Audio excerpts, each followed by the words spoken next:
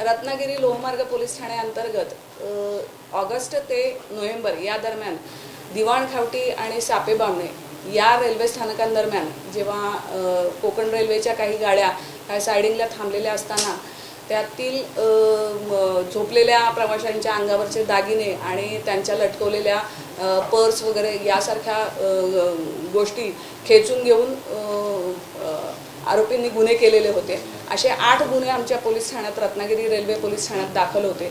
तर त्या गुन्ह्यांच्या अनुषंगाने आम्ही तिथले CCTVच्या आधारे आरोपींचा शोध घेतला आणि तांत्रिक तपासाच्या आधारे आमच्या स्थानिक गुन्हे शाखा आणि पोलीस ठाणे याचे अधिकाऱ्यांनी त्या गुन्ह्याचा तपास केला आणि त्यामध्ये आम्ही एक आरोपी जो आहे तो दिनांक 30/11/2025 रोजी अटक केलेला आहे। त्याला आता दिनांक 10 डिसेंबरपर्यंत पोलीस कोठडी मिळालेली आहे।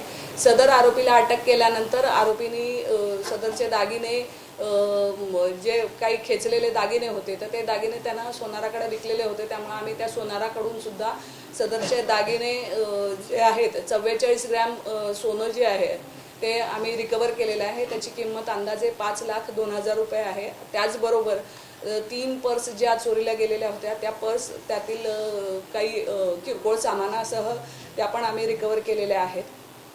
यामध्ये आरोपीबरोबर त्याचे इतर 3 साथीदार आहेत, ते 3 साथीदार फरार आहेत, परंतु सदर साथीदारांना आम्ही लवकरात लवकर अटक करणार आहोत।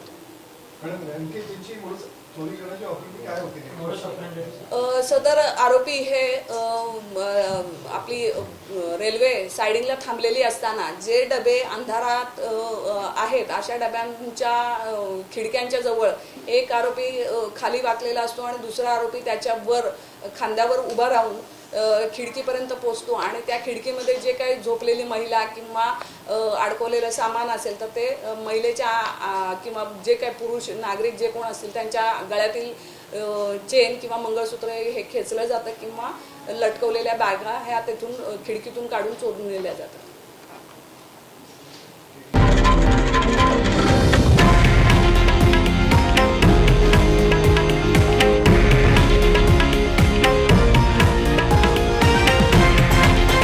हे आहे देशातील नंबर 1 न्यूज नेटवर्क आणि आपण पाहत आहात TV9 मराठी, एकमेव।